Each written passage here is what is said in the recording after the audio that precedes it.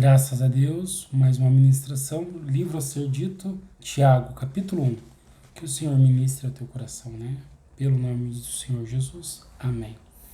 Tiago, servo de Deus e do Senhor Jesus Cristo, as 12 tribos dispersas entre as nações, saudações. Meus amados irmãos, considerai motivo de júbilo o fato de passardes por diversas provações, porque sabeis que a prova da vossa fé produz ainda mais perseverança. E a perseverança deve ter plena ação, a fim de que sejais aperfeiçoados e completos, sem que vos falte virtude alguma. Aqui ficou muito claro o contexto que o Senhor venha declarar aos nossos, aos corações, ao teu coração específico. Ele está deixando claro que a provação à fé é para produzir a perseverança. Ficou claro isso. A fé, a aprovação, essa aprovação que vem, é para que você seja mais perseverante. Essas tempestades, essas situações, quando teve uma tempestade, os discípulos estavam no barco, a quem eles recorreram? A Jesus. Se não tivesse a tempestade, eles estavam olhando para a calmaria, para o dia, eles estavam tranquilos. Mas quando vem a tempestade, eles clamam pelo sangue do Cordeiro, eles clamam ao Senhor ali, o Espírito que estava dentro dele, por mais que não havia ele, naquele momento, efetivo crucificado, mas o Espírito estava dentro, eles clamaram a Deus.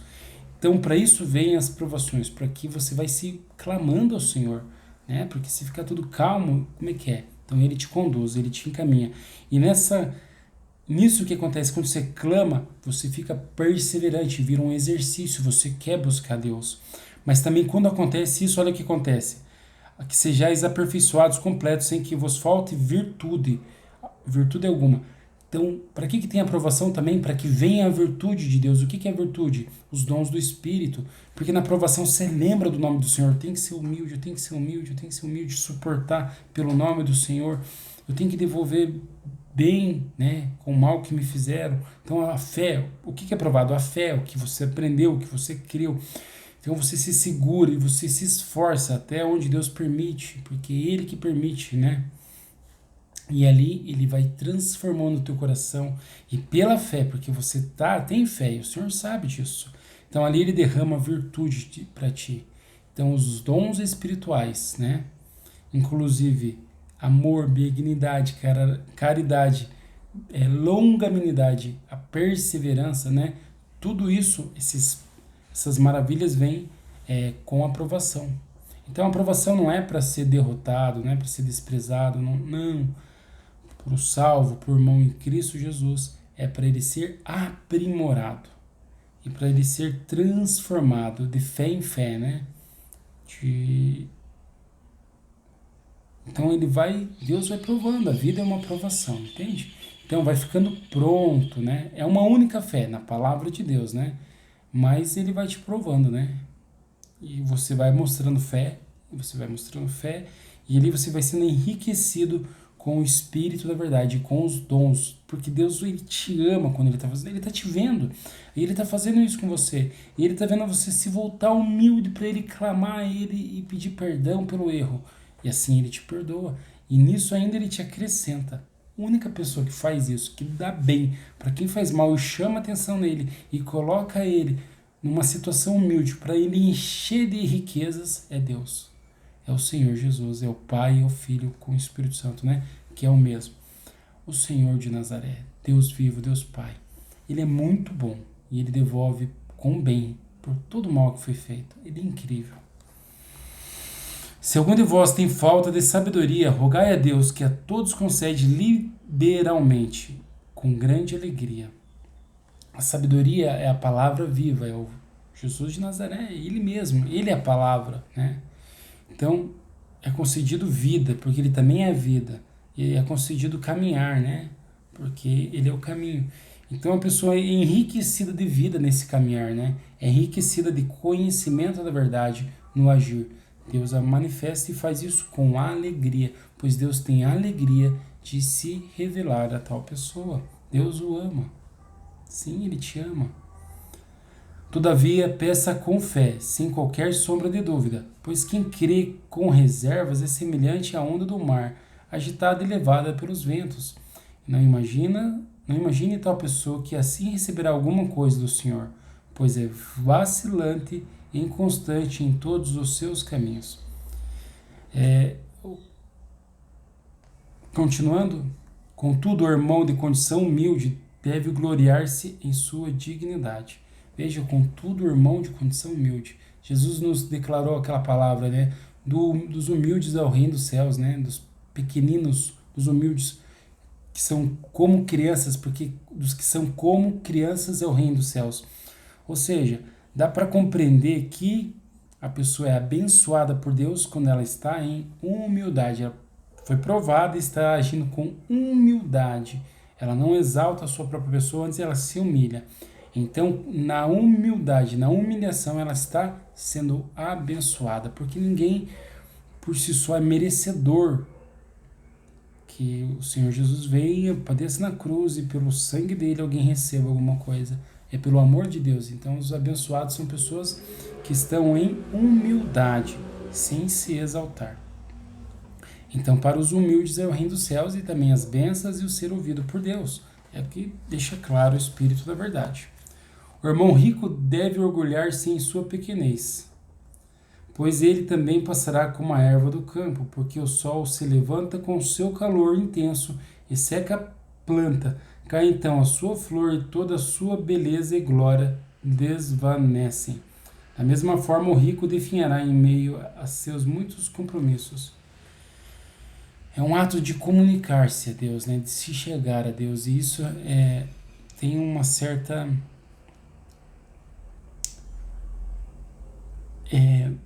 Deus chama os humildes, né? Não é o rico dos que têm bens, não é essa palavra que está sendo dita ali.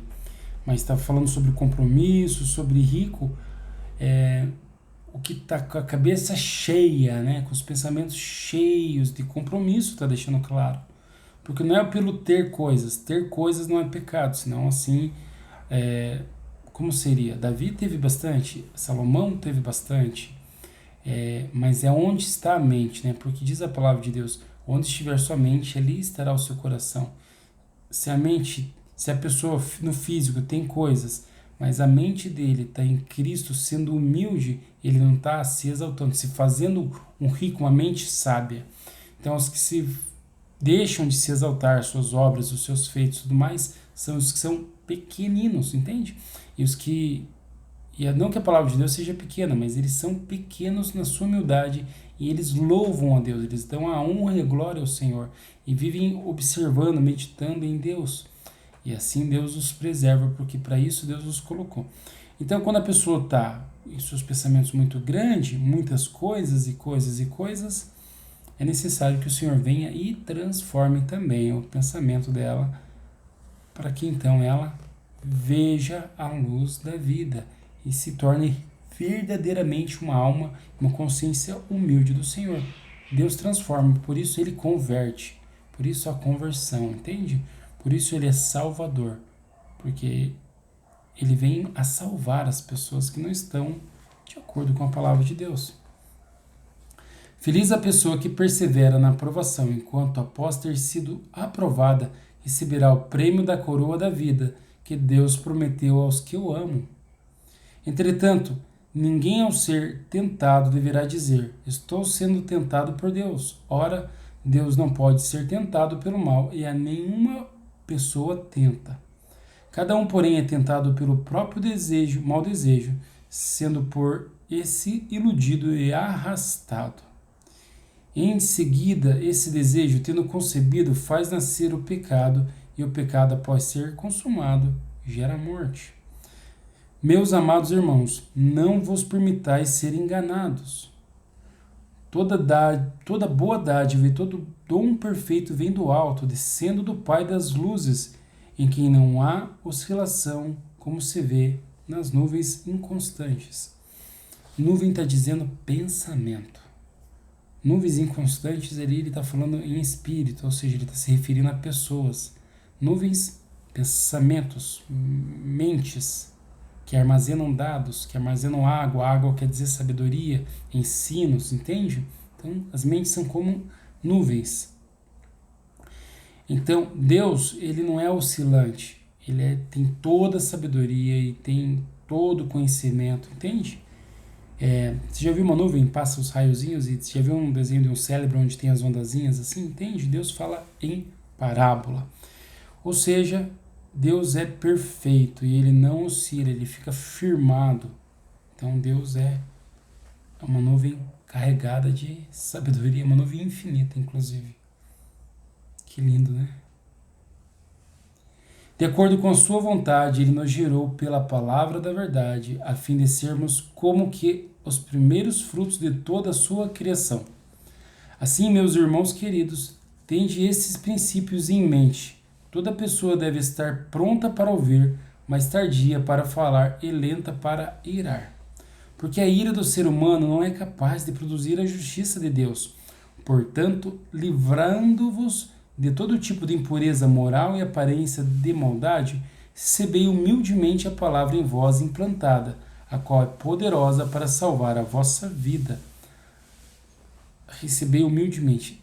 Esse capítulo está falando muito de humildade, porque na humildade onde Deus está a operar, então ele está transformando o coração e a mente humana para meditar na palavra, e ao meditar na palavra, contemplar que o Senhor é bom e que a palavra nos ensina a ser imitador de Cristo. Então ele já está transformando a tua mente, o teu coração, para você ser humilde. Então isso é por poder de Deus. Uma mente ser transformada do nada, do zero, ela começar a ser transformada, só o Senhor é Deus, entende? Porque escolas ensinam, mas aquela pessoa ela agrega aquilo, né? Ela pega o que aprendeu e ela coloca com o que ela já sabe, o que ela já conhece, com os seus gostos e tudo mais. Mas o Senhor, ele muda por completo. Ele muda toda a estrutura. Então, a pessoa logo já não é mais ela que vive, mas é Cristo vive nela. Ela já tem por gosto, por vontade, ser como o Filho de Deus. Ela não quer ser mais ela quer ser outra pessoa. Então, ela é limpa. E nessa que ela quer ser outra pessoa, Deus é quem colocou isso nela e a transforma humilde, pequena, né? De não exaltar o seu conhecimento, a sua grandeza, o quanto eu isso, o quanto eu... Porque a mente do homem, do novo homem, nascido de novo, é para adorar a Deus. Então é para cultuar a Deus, é para que ele seja elogiado, né? E ele merece, porque ele é bom, é amor, ama as pessoas, as enche de vida, não pelo sacrifício delas, mas pelo sofrimento da sua própria consciência, que é o Filho de Deus, e as traz para a vida eterna, para fora, né? Para fora da terra e leva para um lugar especial, incrível. Então a mente ela é produzida para adorar a Deus e não cultuar a si mesmo. E ao Deus transformar isso, ele está abençoando cada dia mais, por mais que passe por provações. E passa, mas ele transforma. Então a palavra é poderosa para salvar a tua vida. Ele vai fazer, ele é poderoso para fazer, não depende de você. A palavra é viva, a palavra é a sabedoria, o Espírito de Deus, é a pessoa de Deus, Jesus Cristo, que te salvou, o Espírito Santo. Então ele vai mudar você. Não depende de você querer. Ele vai mudar o teu pensar, o teu agir, o que você quer, as tuas intenções. Você está na mão de Deus, ele vai fazer de você como vaso do oleiro. E ele vai fazer um vaso aceito agora, entende?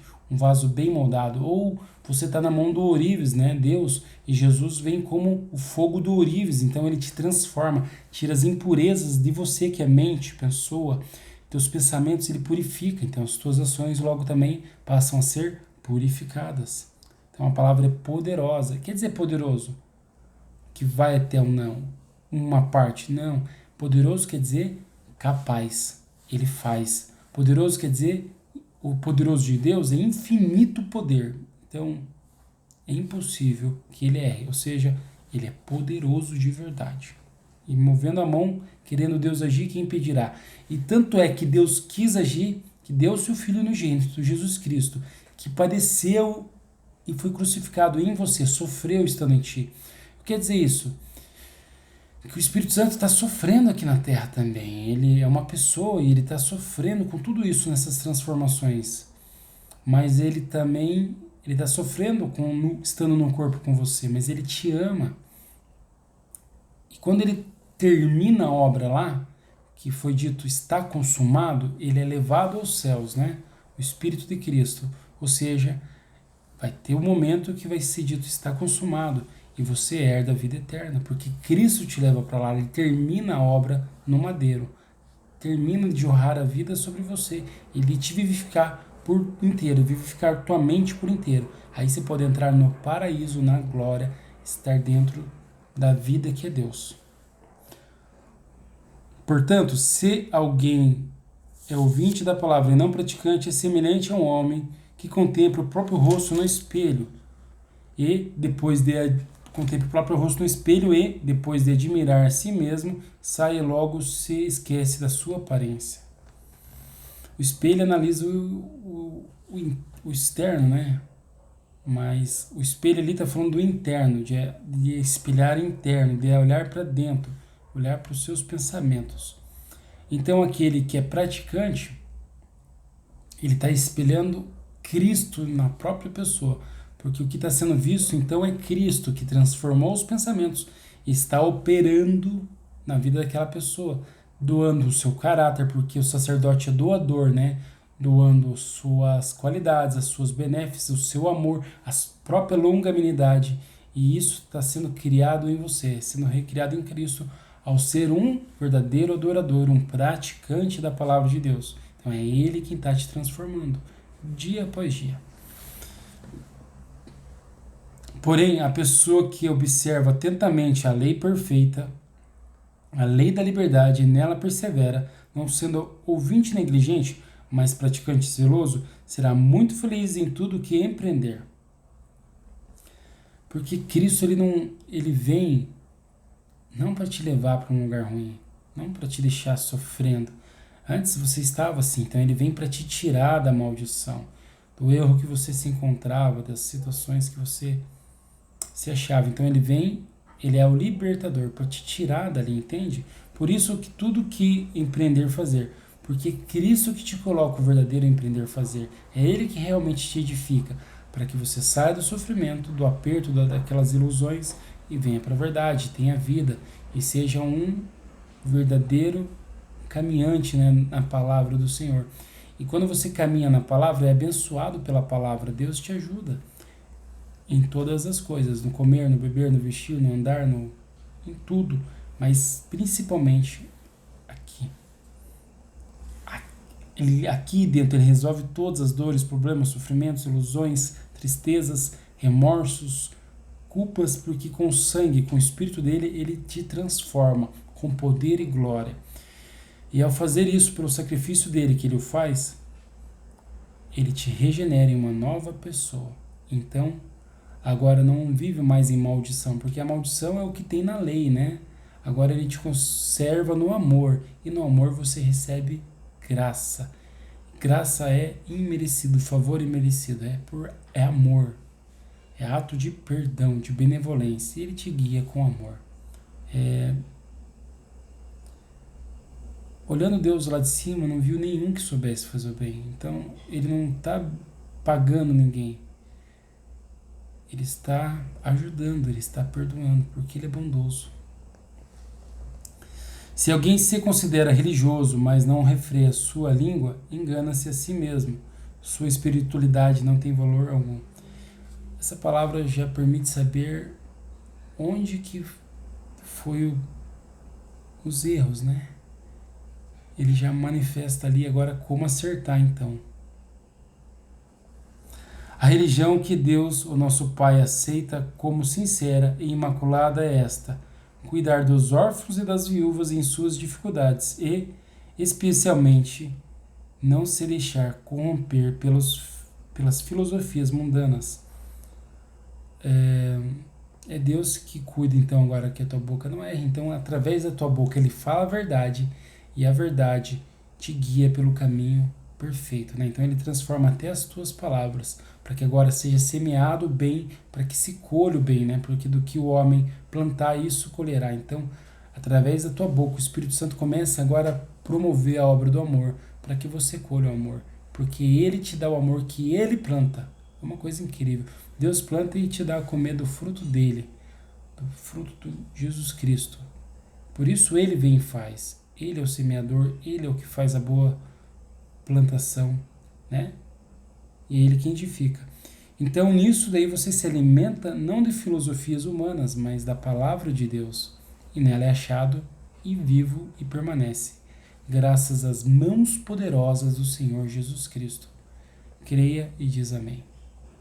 Amém.